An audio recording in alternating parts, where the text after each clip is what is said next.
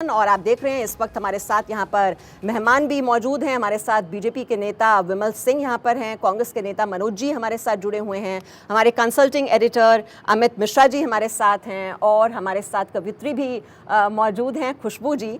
शुरुआत में मनोज जी आपसे कर रही हूँ, गुजरात में क्या हुआ? कहाँ 85 में आपका जो टैली होती थी, फिगर होती थी 149, आपका सबसे दमदार प्रदर्शन, और पिछले बार के चुनाव में भी अच्छी खासी फाइट, अच्छी खासी टक्कर आपने देने की कोशिश की, लेकिन इस बार क्या हो गया? आपका तो आंकड़ा 17 पर अटक गया। देखिए, लोकतंत्र में जीत और हार का निर्णायक जनता होती है और निश्चित रूप से जनता का जो जनादेश है उसको हमको शालीनता से स्वीकार करनी चाहिए। निश्चित रूप से कहीं ना कहीं हमारी चूक रही होगी और उस चूक का प्रतिफल है कि हमको आशा के अनुरूप परिणाम हमारे पक्ष में नहीं आए। लेकिन एक बात मैं आपको और भी कहना चाहता हूँ, किसी की जीत, जैसे भारतीय जनता पार्टी चुनाव जीती है, मैं भारतीय जनता पार्टी को बधाई भी देता हूँ। हिमाचल में कांग्रेस और कांग्रेस के कार्यकर्ताओं की जीत है, उनके लिए भी बधाई है। लेकिन जिस तरीके से विगत 8 वर्षों में भारतीय राजनीति का परिदृश्य बदला है, वो इस देश की लोकतांत्रिक व्यवस्था के लिए मंथन की आवश्यकता है। अब वो मंथन क्या होना चाहिए? जैसे आपके टेलीविज़न शो पर हम लोग बैठे हुए हैं, देखिए चुनाव हुए, मैनपुरी में चुनाव हुआ, उसके बाद छत्तीसगढ़ में चुनाव हुआ, छत्तीसगढ़ का उपचुनाव हुआ, उत्तर प्रदेश में भी चुनाव अभी हुआ है जहां पर आपकी सरकार, भारतीय जनता पार्टी की सरकार है, राजस्थान के उपचुनाव हुए, दिल्ली में चुनाव हुआ, गुजरात में चुनाव हुआ और हिमाचल में चुनाव हुआ। इन सभी जगहों पर कहीं भी कांग्रेस नहीं थी, राजस्थान को छोड़ के। हारी सब जगह भारतीय जनता पार्टी, और चर्चा कर रहे हैं हम भारतीय जनता पार्टी की बम्पर जीत की। नहीं, मैं उसका था नहीं, मैं जितने मुद्दों की आप बात करते हैं, आपके सवाल का जवाब मैं दे रहा हूँ। जीत सकते थे, ये भरोसा क्यों नहीं होता? आपके सवाल का जवाब मैं दे रहा हूँ। मैंने क्या बोला? लोकतंत्र में महज 8 वर्षों से हम सत्ता में नहीं हैं और 52 वर्षों तक इस देश के परोसार्थ, इस देश के लोगों ने कांग्रेस पर भरोसा किया है। तो 8 वर्ष से सत्ता में नहीं रहने का कारण ये नहीं हो सकता है कि कांग्रेस जो है खत्म है। कांग्रेस पूर्ण रूप से सक्रिय है। निश्चित रूप से चुनाव जब कोई हारता है, कोई दल, राजनीतिक दल सत्ता में नहीं होता है, तो किसी भी राजनीतिक संगठन की बहुत सारी समस्याएं होती हैं जिसको टेलीविजन चैनल पर हम नहीं बोल सकते, और उस बात को आप बखूबी समझती हैं। चिंता हुआ दिखाई दे रहा है गुजरात। नहीं, मैंने क्या बोला? मैं बोल रहा हूँ गुजरात में हम चुनाव हारे, इसको हम स्वीकार करते हैं, लेकिन गुजरात में चुनाव हारे और हिमाचल में चुनाव जीते। लोकतंत्र का चौथा स्तंभ हैं आप। बिल्कुल। और आज की परिस्थितियों में लोकतांत्रिक व्यवस्था की जीवंतता की खातिर आपको भी बहुत गहरी चिंतन करनी होगी कि देश की राजनीतिक दिशा और दशा क्या है, और उस पर आपको बिल्कुल निष्पक्ष रूप से राहुल गांधी संघर्ष की राजनीति कर रहे हैं। अभी कुछ दिन पहले एक नैरेटिव सेट किया गया कि राहुल गांधी के संदर्भ में इस देश की संवैधानिक संस्थाओं का दुरुपयोग करते हुए, इस देश की सत्ता ने अपनी समुचित संसाधनों का उपयोग करते हुए एक और एकमात्र राहुल गांधी की छवि खराब करने के लिए बहुत सारा खर्च किया गया, तो बहुत सारी अव्यवस्थाएं की गई। उसके बावजूद भी मैं उसका जवाब देता हूँ। उसका जवाब यही है, इस देश में यह गांधी का देश है, यह पटेल का देश है, और आज़ादी ऐसे नहीं मिली थी, वर्षों की मशक्कत के बाद आज़ादी मिली थी। हमको लग रहा है भारत जोड़ो यात्रा की ज़रूरत पड़ी। क्यों भारत जोड़ो जरूरत की यात्रा? इसलिए पड़ी, हिंदू, मुस्लिम, सिख, ईसाई आपस में है भाई भाई। लेकिन आज परिस्थितियां क्या है? हर चुनाव आता है, एक तुरंत कोई घटना घटती है, हिंदू मुसलमान किया जाता है, चुनाव जीता जाता है। वो गुजरात से आपने क्यों नहीं निकाली? आपने हिमाचल से क्यों नहीं निकाली? मैं बता रहा हूँ, और ठीक है, मैं इस पर आऊंगी, लेकिन मैं उसका जवाब दे देता हूँ। आपने जो प्रश्न किया उसका जवाब दे देता हूँ कि रूट गुजरात क्यों नहीं बना, मैं उस पर भी चर्चा करूंगा। ठीक है, उस पर हम बात कर लेंगे, मैं बोलूंगा। एक आपने जो सवाल उठाया कि हिमाचल में हमें जीत मिली, तो उसकी हम आपको मुबारकबाद भी दे दें, और विमल जी भी हमारे साथ हैं। मुझे तो लगता है कि पहली आप एंकर है और आपके चैनल पर आप बधाई दे रही हैं, शायद हमारे सामने बधाई दे रही हैं, लेकिन हमको नहीं लगा है कि किसी भी टेलीविजन चैनल पर इस बात की चर्चा हो रही है कि कांग्रेस हिमाचल जीती है। चर्चा ये हो रही है कि गुजरात में बम्पर जीत। और देखिए, ये कहा नहीं जा रहा है कि भारतीय जनता पार्टी सत्तासीन सरकार इस देश के कई राज्यों में चुनाव हार गई, इसकी चर्चा नहीं हो रही है। सवाल पूछेंगे ना, तो मुझे तो खुशी हो रही है कि सवाल सत्ता से होना चाहिए और सवाल सत्ता से नहीं होकर विपक्ष से है, इसके लिए आप लोग को बहुत बहुत धन्यवाद। विमल जी आप जवाब दीजिए, सत्ता में थे और इस बार कहा जाता था कि राज नहीं रिवाज बदलेगा, उस रिवाज को आप बदल नहीं पाए, राज बदल गया। हिमाचल के इस मैंडेट को कैसे देखती है भाजपा, कहीं कोई कमी रह गई? देखिए, हिमाचल की जो ईश्वर रूप जो जनता है उसने भारतीय जनता पार्टी को अपना पूरा मैंडेट दिया है। अगर हम वोट शेयर परसेंट की बात करें तो भारतीय जनता पार्टी सिर्फ और सिर्फ 1% से भी कम वोट से जो है भारतीय जनता पार्टी का वोट शेयर परसेंट है। गुजरात की जनता की बात करूं तो गुजरात की जनता ने जो है विकास रूपी जो गंगा माननीय प्रधानमंत्री जी द्वारा बहाया गया है उसको अपना मैंडेट दिया। आपने देखा माननीय प्रधानमंत्री जी ने जो है गुजरात की जनता का आभार तहे दिल से किया है। और इसके साथ साथ जो भारतीय जनता पार्टी के जो कार्यकर्ता थे जो दिनों रात जो है चुनाव में लगे हुए थे उनको भी उन्होंने धन्यवाद दिया। देखिए, अभी हमारे मित्र जो है बहुत अच्छी बात कर रहे थे। उन्होंने कहा कि राहुल गांधी जी जो है पूरी मेहनत के साथ पूरे साहस के साथ जो है भारत जोड़ो यात्रा कर रहे हैं। मैं इनको कहना चाहता हूं कि राहुल गांधी जी को सबसे पहले जो है गुजरात जोड़ो यात्रा और हिमाचल जोड़ो यात्रा, जहां हिमाचल में ये सफल भी रहे हैं। लेकिन अगर मैं बोलूं कि भारतीय जनता पार्टी यहाँ चुनाव हारी है तो अगर सीट की बात करें तो हम सीट मानते हैं कि भारतीय जनता पार्टी जो है सीट में जो है हम चुनाव हारे हैं और हम जिम्मेदारी पूर्वक इसको स्वीकार करते हैं। लेकिन अगर वोट परसेंट की बात करें तो भारतीय जनता पार्टी जो है चुनाव जो है वो कहते हैं ना, जो जीता वही सिकंदर। तो जीत तो उन्होंने दर्ज कर ली, लेकिन आपको इसका भी जवाब देना होगा कि आपके 11 में से 9 मंत्री क्यों हार गए हिमाचल में? देखिए, ये जनता का मैंडेट है और इंडिया डेमोक्रेटिक कंट्री है, सबका अधिकार है कि हम अपने मत का जो है प्रयोग कर सकते हैं। जनता ने अपना मत जो है देखिए, मैं ये भी बात कहूँगा कि अगर जिस सीट पे जो है भारतीय जनता पार्टी के जो भी हमारे विधायक चुनाव हारे हैं वो अगर देखा जाए तो वोट ऑफ मार्जिन बहुत कम है।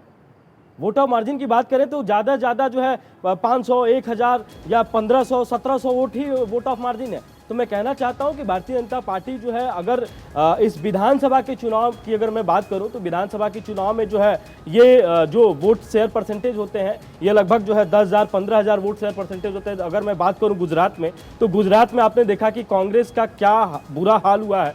अगर मैं वोट परसेंटेज की बात करूं तो कांग्रेस को जो है लगभग 27% वोट जो है मिला है। गुजरात की बात कर लेंगे, लेकिन हिमाचल से आप थोड़ा दूरी बनाकर चल रहे हैं। इस पर मैं कमेंट लूंगी अमित मिश्रा।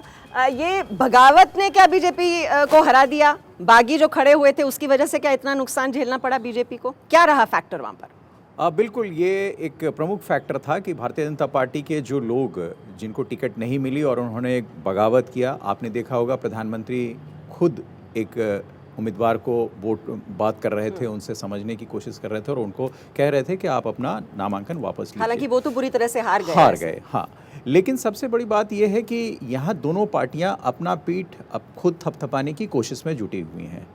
राजनीति में और ख़ास तौर से जब वोट तंत्र में आप हैं तो आपको अपनी गलती स्वीकारनी चाहिए। ये परसेंटेज और ये इससे हम हार गए, इससे आपका या किसी राजनीतिक दल का कुछ भला नहीं हो सकता। हार होती है, जीत होती है। गुजरात की जीत का जैसे जश्न भारतीय जनता पार्टी मना रही है, वैसे ही हिमाचल का जश्न कांग्रेस पार्टी मना रही है, क्योंकि दोनों प्रदेशों में दोनों ने चुनाव जीते हैं। अब जिस मत प्रतिशत की बात हो रही है, कांग्रेस का जो मत प्रतिशत पहले रहा है उस मत प्रतिशत में मीमांसा 14% वोट कम हुए हैं इस बार कांग्रेस के। 13% आम आदमी पार्टी ले गई है। 1% जो वोट है वो वोट अन्य को मिला है, जिसमें असद ओवैसी जी की पार्टी है और तमाम निर्दलीय भी शामिल हैं।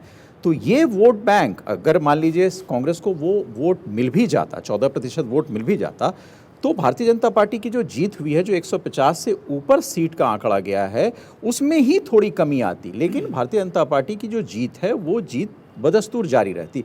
अब कांग्रेस के साथ गुजरात में जो दिक्कत हुई है वो कांग्रेस के प्रवक्ता इस बात को स्वीकार जरूर करेंगे, करना भी चाहिए, कि वहाँ इनका जो नियंत्रण था वो लड़ाई में जिस तरह का एक नेतृत्व होता है उसका अभाव था। मैं खुद वहाँ पर कवरेज के दौरान मैंने इस बात को देखा।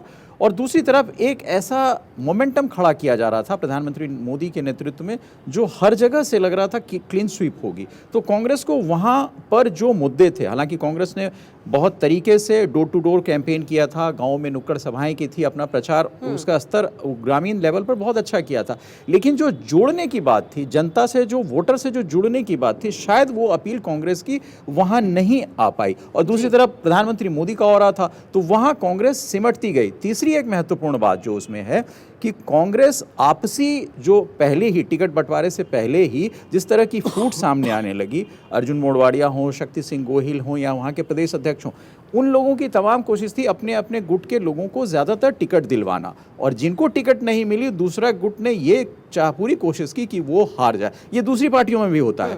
तो इस चीज़ से कांग्रेस को सीख लेनी पड़ेगी। देश की सबसे बड़ी पॉलिटिकल पार्टी होने के नाते अब जिस हाशिए पर कांग्रेस है उसको इस चीज़ से सबक लेना बहुत जरूरी होगा। ये अंदरूनी गुटबाजी से उबर क्यों नहीं पाती है कांग्रेस, और जहां जहां आपकी सरकार है वहां पर भी लगातार खींचतान बनी हुई है? मैं इस बात का जवाब देता हूँ। सबसे पहले विश्लेषणात्मक रूप से जो मैं गुजरात को जितना समझ पा रहा हूँ उसको 4 भागों में बांटता हूँ। क्योंकि आप ज़मीन पर रहें और बेहतर ढंग से विश्लेषण कर सकते हैं, लेकिन जो मेरी राजनीतिक समझ है उसके मुताबिक वोट की प्रतिशतता जो होती है, विमल भाई को मैं वही बात कहना चाहता हूँ कि ग्राफिकली अगर 1% का स्विंग होता है तो 1% में भारतीय डेमोक्रेसी का जो इतिहास रहा है वो 32 से 34 सीटों का होता है। और वहाँ पर जो स्विंग हुआ सेंट्रल गुजरात, देखिए सेंट्रल गुजरात का जो इलाका था, सौराष्ट्र का जो इलाका था, उन सारे इलाकों में जो आपके तरफ वोट डाइवर्ट हुए उसमें वोट के डाइवर्जन का जो पैमाना था वो पैमाना बहुत ज़्यादा रहा। 13% वोट, मैं देखिए मैं बिल्कुल एक राजनीतिक कार्यकर्ता होने के नाते उस चीज़ को स्वीकार करता हूँ।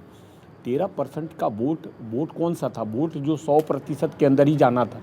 तो जो 13% वोट आपको मिला या ओवैसी जी को मिला, लेकिन AIM को मिला, मुस्लिम बहुल इलाके नहीं मैं बता रहा हूँ, मुस्लिम बहुल इलाके हैं, नहीं, वहां पर भी पिछड़ गई पार्टी जो आपका एक स्ट्रॉन्ग होल्ड माना जाता है, जो आदिवासी बेल्ट है, उसमें 40 में से 34 सीटें बीजेपी के खाते में। मैं थोड़ा सा उसको करेक्ट करता हूँ। और मेहमान साहब, मुस्लिम जो आदिवासी 19 में से 14 पर लीड मैं कर रही है। उसको थोड़ा करेक्ट करता हूँ। देखिए हो सकता है मुस्लिम इलाका हो या कोई आदिवासी इलाका हो, कांग्रेस के साथ ट्रेडिशनल वोटर माने जाते हैं। नहीं मैं आपको देखिए, कांग्रेस का ट्रेडिशनल वोटर हर वर्ग के लोग रहे, और इस देश की सबसे बड़ी खासियत ये है कि जब कांग्रेस सरकार में आई है, कांग्रेस की का इलाका देख लीजिए, जिन इलाकों में कांग्रेस को वोटिंग होती है, हम उसको पैमाना मानते ही नहीं। हम इस बात को बिल्कुल स्वीकार करते हैं कि गुजरात में जिस तरीके से हमको काम करना चाहिए हमने काम नहीं किया, हमारे काम में कमी रह गई। वो काम की कमी क्या थी? वो काम की ये कमी थी कि कांग्रेस के साथ बिल्कुल रूप शालीनता से मैं आपके टेलीविज़न चैनल पर स्वीकार करता हूँ, मार्केटिंग का तरीका बदलना होगा। कांग्रेस जो है, अब देखिए राजनीति मार्केटिंग हो गई है, और वो मार्केटिंग 8 वर्षों में इसका ट्रेंड बढ़ा है। उस मार्केटिंग ट्रेंड को कांग्रेस को आत्मसात करना होगा। तो आपने हिमाचल में इसका मतलब अच्छी मार्केटिंग की? मैं बता रहा हूँ, उसका जवाब दे दे रहा हूँ, हाँ। उसका जवाब दे दे रहा हूँ। आपने एक बात कही कि कांग्रेस ने अपना डोर टू डोर कैंपेनिंग किया। कौन नहीं जानता है कि दिल्ली में 15 वर्षों की शीला दीक्षित के शासन ने कांग्रेस में दिल्ली को सजाया, उसके बावजूद हम चुनाव हार गए। क्यों हार गए? इसलिए हार गए कि जो हथकंडा राजनीति में आवश्यक होता है, अगर वही हथकंडा, माफ़ कीजिएगा, अगर वही हथकंडा मनमोहन सिंह के 10 वर्षों की सरकार में कांग्रेस ने अपनाई होती तो कांग्रेस सत्ता से नहीं जाती। और मैं आपको बताता हूँ, कांग्रेस की गलतियों का परिणाम भाजपा है।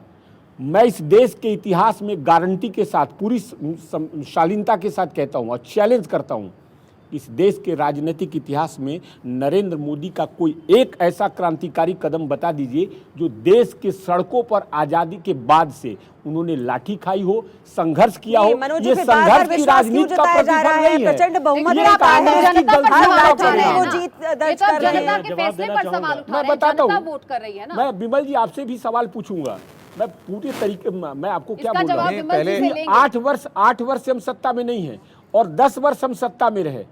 हर योजना आज जिसको आत्मसात करते हुए भारतीय जनता पार्टी आगे बढ़ रही है, वो सारी योजनाएं हमने लाई और उस योजनाओं को फाड़ा गया, उस योजनाओं को धत्ता जताया गया, मनरेगा को कहा गया बेकार है।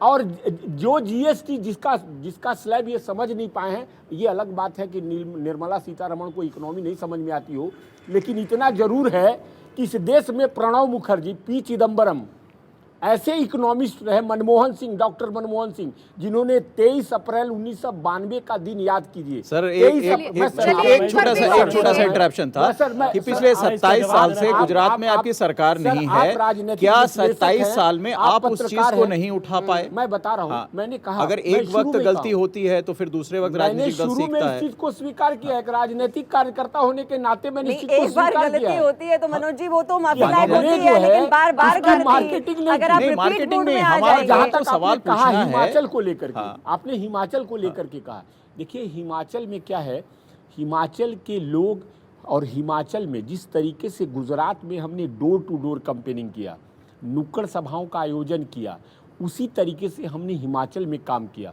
और हिमाचल की जनता ने उस चीज़ को स्वीकार किया। क्यों स्वीकार किया?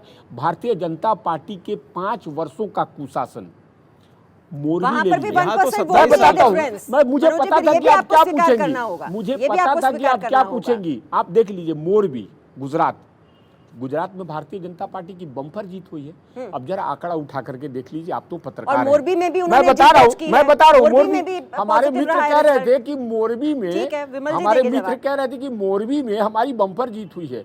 जीत आपको मोरबी का भी मुबारक हो, लेकिन इस देश में सबसे ज्यादा जीएसटी पे करने वाला अगर कोई जगह है तो पूरे हिंदुस्तान में मोरबी है। और आपको जानकर यह आश्चर्य होगा कि इस देश में मोरबी एक ऐसा इलाका, हमने सर्च किया है पूरा, मोरबी एक ऐसा इलाका है जो देश के समुचित गुजरात के तो समुचित ये तो और भी संसाधनों फेलियर है ना में मनोज जी, 23वें कि आपको स्थान पर है। विकल्प के तौर पर नहीं देख रही 23वें जनता। स्थान पर है। अगर वो इतनी त्रस्त है तो देखिए, आप पर तो विश्वास जताना चाहिए, लेकिन वो भी नहीं हो रहा। मैंने क्या बताया, कारण बता दिया आपको। हम तो कि खुद ही हम कहते जो हैं चुनाव लोकतंत्र हारे के लिए हैं, विपक्ष बहुत मजबूत होना चाहिए, लेकिन वो दिखाई नहीं दे रहा जमीन पर। विपक्ष को ठीक है, आपने मजबूत जो सवाल करने की उठाया बात विमल तो जी जवाब आपके देंगे मुंह से उस मैं बात सुन का। रहा हूँ। यहाँ तो कांग्रेस मुक्त भारत का आंदोलन चल रहा है।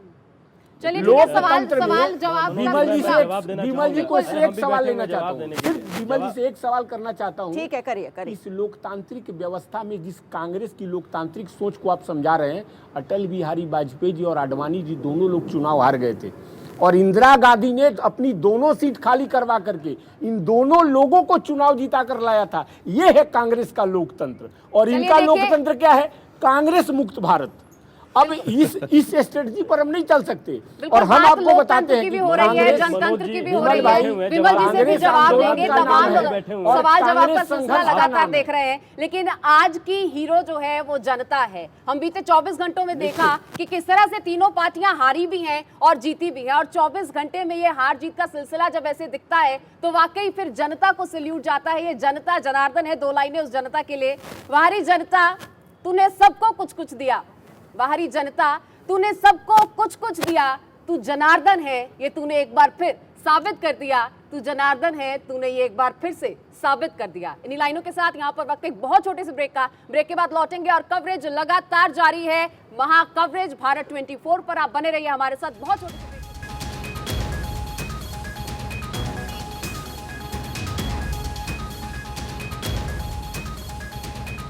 ब्रेक के बाद आप सभी का स्वागत है। आप देख रहे हैं भारत 24 और महा कवरेज इलेक्शंस पर लगातार जारी है। आप देख रहे हैं हमारी खास पेशकश मुख्यमंत्री। लगातार उस जीत का भी यहाँ पर जिक्र हो रहा है और उस हार का भी जिक्र हो रहा है। जीत वो जिसके बाद अब जिम्मेदारी बढ़ जाती है और हार वो जिस पर मंथन करने की जरूरत है। कहीं पर रिकॉर्ड तोड़ जीत की बार बार बात हो रही है तो कहीं पर बात हो रही है खाता तक न खुलने की। लगातार बात आम आदमी पार्टी, लगातार बात कांग्रेस और लगातार बात बीजेपी की कर रहे हैं। मनोज जी, आपके पास आऊंगी मैं इस सवाल के साथ। आम आदमी पार्टी का बार बार जिक्र हो रहा था। ये वही आम आदमी पार्टी है जिसने दिल्ली में भी कांग्रेस को सत्ता से बाहर किया। ये वही आम आदमी पार्टी है जिसने पंजाब में भी कांग्रेस को ही सत्ता से बाहर किया। और ये वही आम आदमी पार्टी है जो गुजरात में भी डेंट करती हुई नजर आई है। 5 सीटें आम आदमी पार्टी तो फिर भी शायद सुकून से कर ले कि भाई पहली बार चुनाव में आए, 5 सीटें जीत गए, लेकिन कांग्रेस जिसने 99 और 77 के उस आंकड़े को बढ़ाना था, एक बार फिर से जीत की ओर थे। राजस्थान मॉडल का बार बार जिक्र हो रहा था। अशोक गहलोत लगातार इस चीज का जिक्र कर रहे थे कि हम गुजरात को बहुत कुछ देंगे, लेकिन वो राजस्थान मॉडल का जादू चल नहीं पाया। क्या गुजरात मॉडल भारी पड़ गया जिसका जिक्र बार बार हो रहा था? कांग्रेस को आपने समय दिया, इसके लिए बहुत बहुत धन्यवाद आपको।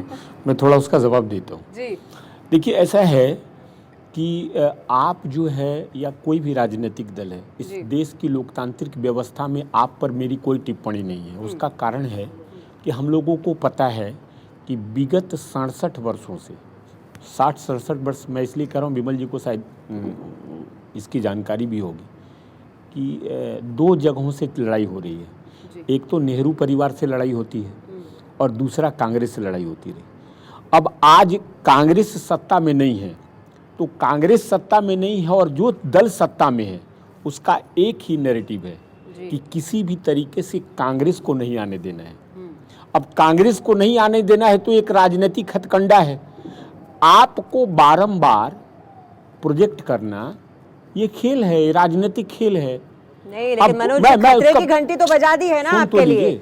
पहले दिल्ली में आपको नुकसान पहुंचाया, पंजाब में नुकसान पहुंचाया, और अब गुजरात में जिसकी चर्चा ही नहीं होती थी वो पहली बार आते हैं और 5 सीटें ले जाना, और वो राष्ट्रीय पार्टी बन चुकी है। मैं आपको उसका जवाब देता हूं। देखिए, मैंने पहले भी बोला है कि किसी भी राजनीतिक दल को चुनाव लड़ने का अधिकार है, उसको ना हम रोकेंगे, ना भारतीय जनता पार्टी, ना कोई रोक पाएगी।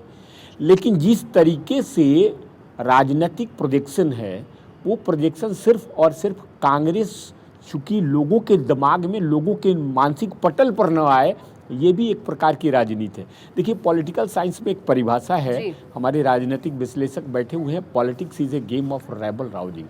राजनीति शोर शराबों का खेल है और इस शोर शराबों के खेल में बहुत सारी चीज़ों की महत्ता होती है।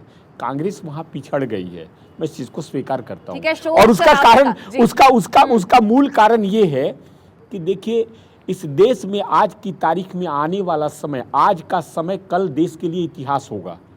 और युवाओं को इस निश्चित रूप से हम लोग ये अपील कर रहे हैं कि इस देश के इतिहास को अपनी सोच के आधार पर बदलाव और परिणत करने की जिम्मेवारी जो है। एक मैं कमेंट ले लूं, हमें आगे भी बढ़ना है। मनोज जी, आपको काफी सबसे ज्यादा वक्त आज आप ही को दिया है, वो चुपचाप बैठे हैं। 1 मिनट में मैं फिनिश कर देता हूं, और आप ये शिकायत करते हैं, आपको मौका नहीं दिया जाता। हमारा प्रयास है, बहुत बहुत धन्यवाद इसके लिए।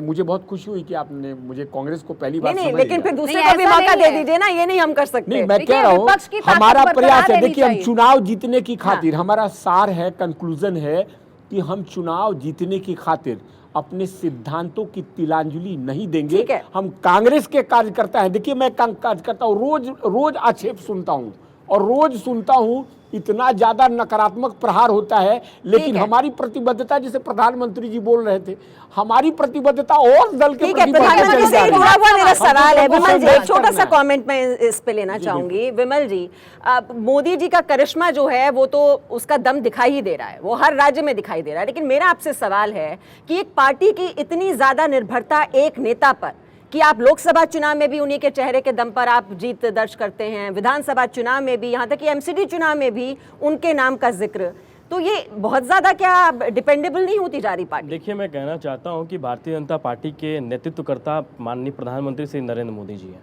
और नरेंद्र मोदी जी द्वारा जो विकास किया जा रहा है पूरे देश के अंदर, तो उस विकास को लेकर जो है भारतीय जनता पार्टी ग्राउंड पर उतरती है।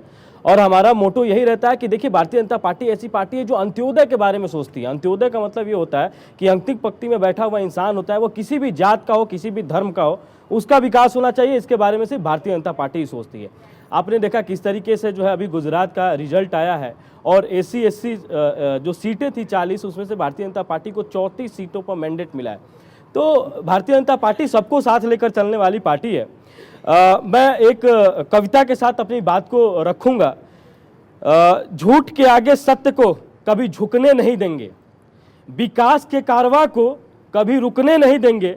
जनता ने एक बार फिर से विश्वास दिखाया है, उस विश्वास की डोर को हम कभी टूटने नहीं देंगे। चलिए, भारतीय जनता पार्टी ने जो है हमारे साथ काव्य रस की शुरुआत मानसा जी हो चुकी है, तो काव्य रस की शुरुआत मैं तो यही चाहती थी कि स्वाति खुशबू जी के साथ हो, लेकिन इस खुशबू को पहले ही वातावरण में विमल जी ने बिखेर दिया है। और अब मैं स्वाति जी का रुख करूंगी, क्योंकि कहा जाता है कि जहां न पहुंचे रवि वहां पहुंचे कवि। तो चलिए अब रुख करते हैं स्वाति खुशबू जी का, जो अपने काव्य रस की खुशबू के साथ इस मंच को सराबोर करने जा रही हैं। स्वाति जी, बहुत बहुत शुक्रिया, आभार विमल जी आपका। विशेष रूप से मैंने बिल्कुल अपेक्षा नहीं की थी कि ये शुरुआत जो है वो आपके ओर से होगी। और अभी हमारे पास आज 2 राज्यों के चुनाव के नतीजे आए, 5 उपचुनाव के नतीजे, कल दिल्ली एमसीडी का। हम कविता के लोग हैं, हम सबकी बात करते हैं, हमें आकलन नहीं आता, हमें गणित नहीं आता। तो एक बार मैं सबसे पहले 4 पंक्तियों से शुरुआत करती हूँ और मैं सबकी बात करती हूँ, सुनिएगा। उत्सव ये लोकतंत्र वाला बीत गया है, वादों का कलश फिर से यहाँ रीत गया है, पूरे चुनाव भर में है इतनी समानता, हर दल यहाँ पे कुछ न कुछ तो जीत गया है, हर दल यहाँ पे कुछ न कुछ तो जीत गया है। और मनोज जी की बात करते हैं, ये बार बार शिकायत कर रहे थे और थोड़े प्रसन्न भी दिख रहे थे कि आज यहाँ पे है जो हिमाचल प्रदेश की ज़्यादा बात हो रही है और कांग्रेस की ज़्यादा बात हो रही है। तो 4 पंक्तियाँ मैं आपके लिए देती हूँ, देखिएगा।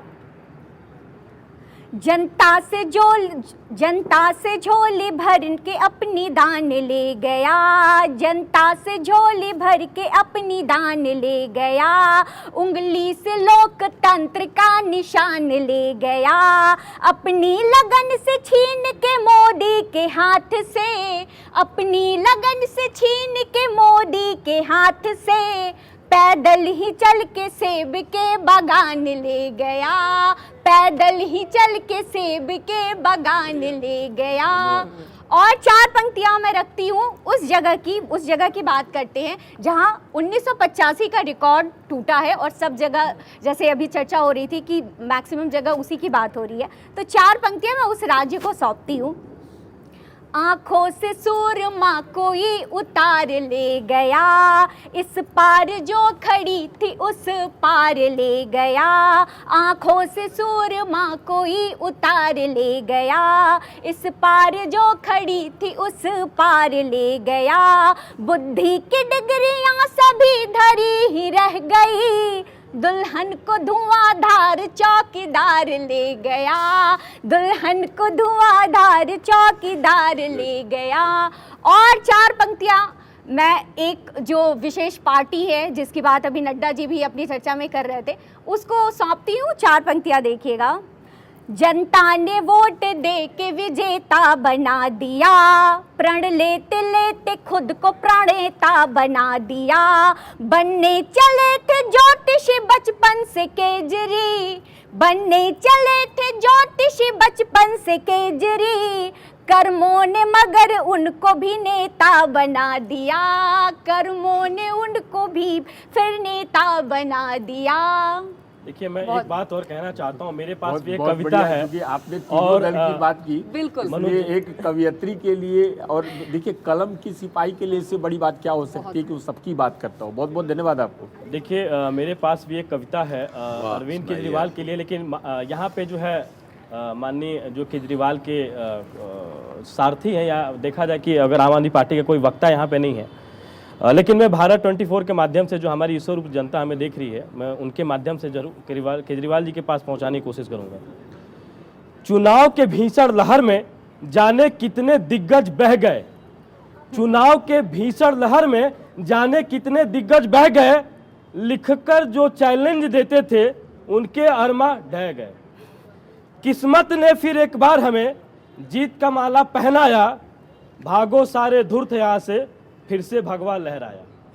तो आपने देखा किस तरीके से एमसीडी का चुनाव हो या गुजरात का चुनाव हो, अरविंद केजरीवाल जी जो है लिख कर दे रहे थे कि जो है भारतीय जनता पार्टी जो है सिर्फ और सिर्फ 20 सीटों में एमसीडी के चुनाव। लेकिन वो लगातार आपके टारगेट जोन में रहते हैं, लगातार जो अटैक्स होते हैं धुआंधार वो आपके आम आदमी पार्टी पर ही होते हैं बीजेपी की ओर से, तो आप उन्हें चैलेंजर के तौर पर मानते हैं क्या? देखिए भारतीय जनता पार्टी आम आदमी पार्टी, देखिए अगर मैं दिल्ली की बात करूं तो दिल्ली में भी जो है भारतीय जनता पार्टी को पूरा मैंडेट मिला है। वोट शेयर परसेंट की मैं बात करूंगा तो वहाँ पे भी भारतीय जनता पार्टी बस कुछ जो है वोट शेयर परसेंट से जो है भारतीय जनता पार्टी चुनाव हारी है। मैं गुजरात की बात करूंगा। अभी हमारे मित्र कह रहे थे कि निर्मला सीतारमण जी का इकोनॉमिस्ट बहुत कमज़ोर है। मैं कहना चाहता हूं कि निर्मला सीतारमण जी का इकोनॉमिस्ट बहुत अच्छा है, लेकिन राहुल गांधी जी का मैथमेटिक्स बहुत बुरा है, उसको सुधारने की ज़रूरत है। गुजरात में जिस तरीके से जो है गुजरात की जनता ने जो विकास के कार्य किए गए हैं माननीय प्रधानमंत्री द्वारा, लगभग 10 लाख जो है प्रधानमंत्री आवास विकास योजना के तहत चाहे मैं ग्रामीण क्षेत्रों की बात करूं या मैं शहरी क्षेत्रों की बात करूं, 10 लाख लोगों को घर दिया गया। हम लोग कहते थे या हम लोग पहले पिक्चर भी देखते थे तो कहा जाता था रोटी, कपड़ा और मकान। वही रोटी की बात करूं तो प्रधानमंत्री जी ने, आपने देखा था कोविड के टाइम पे भी जो है राशन जो है वो फ्री ऑफ कास्ट में लगभग 80 करोड़ से ऊपर जनता को जो है समर्पित किया था। और उत्तर प्रदेश में जो है राशन और प्रशासन ने हमें जिताया है। ठीक है, लेकिन विमल जी आज थोड़ा सा आप क्या शुक्रिया अदा अपने विपक्ष को भी करेंगे कि वो इतना कमजोर है, आपको चुनौती नहीं दे पाता है? देखिए, मैं कहना चाहता हूं कि कांग्रेस को जो है एक अच्छे, देखिए किसी को अगर अपना घर चलाना होता है तो घर चलाने के लिए एक अच्छे मालिक की जरूरत पड़ती है, लेकिन कांग्रेस के अंदर कोई अच्छा मालिक नहीं है। आप देख रही हैं, चुनाव है हिमाचल प्रदेश में, चुनाव है गुजरात में, राहुल गांधी जी को नेतृत्वकर्ता मानती है कांग्रेस और वो घूम रहे हैं साउथ में, मध्य प्रदेश में। दूसरी चीज मैं कहना चाहता हूं कि राहुल गांधी जी को तो कांग्रेस वाले सीरियस नहीं लेते हैं, और अच्छा है कि राहुल गांधी जी कांग्रेस में, इससे भारतीय जनता पार्टी को फायदा मिला। चलिए विमल जी, लौटूंगी आपके पास। अमित जी, यहाँ पर इकोनॉमिक्स की भी चर्चा हो गई, यहाँ पर मैथ्स की भी चर्चा हो गई, और कुछ पल के लिए तो मुझे लगा केमिस्ट्री की चर्चा हुई, तो उसी पर आऊंगी, लेकिन कुछ पल के लिए मुझे ऐसा लगा कि हम लोग कवि दरबार का हिस्सा ज्यादा है। तो केमिस्ट्री का जिक्र किया जेपी नड्डा साहब ने, उन्होंने कहा कि विपक्ष मैथ्स की बात करता है, लेकिन जब प्रधानमंत्री की बात आती है तो प्रधानमंत्री मोदी की लोगों के साथ, मैथमेटिक्स तो पता नहीं लेकिन केमिस्ट्री बहुत अच्छी है, उनका प्यार बहुत अच्छा है। बिल्कुल, जो बात मीमांसा अभी कह रही थी जी कि भारतीय जनता पार्टी के पास चाहे एमसीडी का इलेक्शन हो, राज्य का इलेक्शन हो, लोकसभा का इलेक्शन हो, जिसपे हमारे भारतीय जनता पार्टी के प्रवक्ता थोड़े नाराज भी हुए, उनके पास सिर्फ एक चेहरा है जी, प्रधानमंत्री मोदी का। अगर आप गुजरात की गलियों में, मैं तो घूमा जी, लोगों को वहाँ बहुत शिकायतें थी भारतीय जनता पार्टी के विधायकों से, लेकिन जब आप ये पूछते थे कि भाई वोट किसको, तो फिर वो प्रधानमंत्री मोदी को। देखिए अमित मिश्रा जी, ये जो जिस मास अपील और मास कनेक्ट की आप बात कर रहे हैं ना, हमारे साथ हैं यहाँ पर क्षमा बेन और छोटा भाई। आइए भाई, ये हर विधानसभा क्षेत्र में घूमे हैं गुजरात में और चुनावी नब्ज को टटोलने की इन्होंने कोशिश की है, और इनसे बेहतर कौन बता सकता है कि जब इन्होंने वहां पर वोटरों से बात की तो इन्हें क्या सुनने को मिला। तो क्षमा बेन बताएंगी सबसे पहले। क्षमा बेन तो आज सरस मूड में है, और आज क्षमा बेन का मन जो है सुबह से गरबा करने का हो रहा है, क्योंकि भाई आप तो जानते हैं कि क्षमा बेन गुजरात गई थी और क्षमा बेन सपोर्ट कर रही थी बीजेपी पार्टी को, और मोटा भाई सपोर्ट कर रहे, भाई गुजराती आ गई, सपेट आ गई है, सपोर्ट की जगह सपेट आ गया है। तो भाई मोटा भाई जो है सपोर्ट कर रहे थे आम आदमी पार्टी और कांग्रेस को, तो आज मोटा भाई की ना शक्ल देखकर समझ आ जाना चाहिए कि आज जो है क्षमा बेन का दिन है। क्यों भाई मोटा भाई? बिल्कुल भाई, देखो क्षमा बेन पहले बता चुकी है मेरे बारे में सब कुछ, और क्योंकि आज गुजरात के लोग बड़े खुश हैं, क्योंकि गुजरात के लोग जिनसे मैं बात करने गया वो चाहते थे कि भाई परिवर्तन हो जाए, परिवर्तन हो जाए, और शायद यही वजह है कि लोग चाहते थे कि थोड़ा सा तो परिवर्तन गुजरात में होना चाहिए। जो लोग 27 साल से वहां पर बीजेपी को देख रहे हैं, इस बार लोग चाहते थे कि चाहे तो आम आदमी पार्टी आए या फिर बीजेपी आए, माफ कीजिएगा कांग्रेस आए, लेकिन ना कहीं परिवर्तन लोगों के मूड का नहीं हुआ। और जो गुजरात के वोटर, अक्सर हम चर्चा करते आए हैं कि भाई गुजरात का वोटर कभी भी अपना वोट रिवील नहीं करता है, और वैसा ही हुआ। तो क्षमा बेन के मन की मुराद जो पूरी हो चुकी है, और क्योंकि क्षमा बेन सुबह से कह रही है कि भाई हमको गरबा करना है, और क्षमा बेन गरबा के मूड में नजर आ रही, क्योंकि हम अपने न्यूज रूम में सुबह से लगातार देख रहे थे कि जिस तरीके का माहौल था, जश्न का माहौल था, गुजराती और गुज्जू भाई बहन जो आज बहुत खुश हैं, क्योंकि 27 साल के बाद एक बार फिर से अब जो नया परचम नए रिकॉर्ड के साथ बीजेपी गुजरात में आ गई है। तो क्षमा बेन, आप बताइए, इस बार जो आप सोच कर गई थी कि भाई जिन जिन लोगों से मैं बात करूं कहीं ना कहीं वो थोड़े से खुश हैं, क्योंकि आपको तो पसंद था भाई बीजेपी आए, लेकिन मैं जहां गया था कच्छ, सौराष्ट्र, जिन हिस्सों में मैं घूम कर आया, मुझे लग रहा था वहां के लोग परिवर्तन चाहते हैं, चाहे वो पोरबंदर की जनता हो, फिर चाहे जूनागढ़ की जनता हो, सब चाहते थे कि भाई थोड़ा सा तो परिवर्तन कर दिया जाए। मोटा भाई, लोग परिवर्तन चाहते थे और आपने एकदम सही लोगों को पकड़ा। लोग परिवर्तन के साथ साथ इतिहास रचना चाहते थे। क्यों मनोज भाई, सही कह रही हूँ ना मैं? देखिए, आप गुजरात से हैं और आपकी भावना को मैं समझ सकता हूँ, क्योंकि आपने पहले ही बोल दिया कि मैं मोदी जी की समर्थक हूँ, तो मैं आपसे अपेक्षा क्या कर सकता हूँ। आप, मेरी अपेक्षा यही हो सकती है कि आप जो कह रही हैं वो मोटा भाई से आप वाकिफ नहीं होंगी, इत्तेफाक नहीं रखेंगी, तो मेरे से कैसे इत्तेफाक रखेंगी? अच्छा विमल भाई, क्या कहेंगे आप? इस बार जो गुजरात में अलौकिक जीत हुई है उसके बारे में क्या कहेंगे? देखिए, भारतीय जनता पार्टी की जो जीत हुई है वो जीत जो है भारतीय जनता पार्टी की नहीं है, गुजरात की जनता की है। क्योंकि गुजरात में जिस तरीके से जो है माननीय प्रधानमंत्री द्वारा, माननीय भूपेंद्र सिंह पटेल जी द्वारा जिस तरीके से जो है गंगा रूपी जो विकास बहाया गया है, मैं आपके भारत 24 के माध्यम से, मैं पहले चरण में, दूसरे चरण में भी आपके चैनल पर बैठा हुआ था, वहाँ पे जब जो है आपके संवाददाता जब है वहाँ के नागरिक से पूछ रहे थे कि आप किसको वोट करने जा रहे हैं और क्या लगता है कि यहाँ पे कौन आएगा, तो वो जो वोटर्स हैं जो किसी भी पार्टी से जो है अगर वास्ता नहीं रखते हैं, वो लोग जो है कह रहे थे कि हम विकास रूपी जो गंगा माननीय प्रधानमंत्री द्वारा बहाया गया है, मैं उसी विकास को हम वोट करेंगे। चाहे वो युवा हो, चाहे वो महिला हो, चाहे वो बुजुर्ग हो, चाहे वो किसान हो, सबका कहना यही था कि जो विकास जो बहाया गया है उसी विकास को हम वोट करने जा रहे हैं। उसी विकास को वोट करने जा रहे हो। मोटा भाई एक बात बताओ, आज तो भाई क्षमा बेन का दिन है और जो है 4 BHK स्माइल आज क्षमा बेन के चेहरे पर, लेकिन मोटा भाई आप गुजरात में भले ही आपको जनता ने ना जिताया हो, आपकी पार्टी को ना जिताया हो, लेकिन आपको खाखरा फाफड़ा तो खूब खाने को मिला है ना। देखिए भाई, इस बात में कोई दो राय नहीं है कि गुजरातियों के नगर में या उनके दिल में आप झांकने की कोशिश करते हैं तो वो जो है दिल खोल कर स्वागत करते हैं, और बात जब दिल खोलने की आती है तो वो बिल्कुल भी चूकते नहीं है, संकोच नहीं करते हैं कि अगर कोई बाहर से आया है तो भाई हम उसका आदर सत्कार वैसे ही करेंगे जैसा कि हमेशा गुजरात में किया जाता है। लेकिन सबसे बड़ी बात क्षमा बेन यहाँ पर यह है कि भाई गुजरात के लोग इस बार जो बार बार परिवर्तन की मांग कर रहे थे, आम आदमी पार्टी लगातार केजरीवाल जी रैलियों में इस तरीके के संबोधन में कह रहे थे कि भाई इस बार परिवर्तन लाएंगे, और अभी कुछ MCD का जो चुनाव नतीजों का जब ऐलान हुआ तब भी उन्होंने कहा कि भाई लिख कर ले लीजिए। लेकिन मैं विमल जी से जानना चाहूंगा कि आपको क्या लगता है कि भाई कहीं ना कहीं चूक हुई है कांग्रेस पार्टी से? देखिए, वो बहुत बड़ी चूक है, क्योंकि ग्राउंड पे अगर देखा जाए तो कांग्रेस दिखाई नहीं दे रही थी।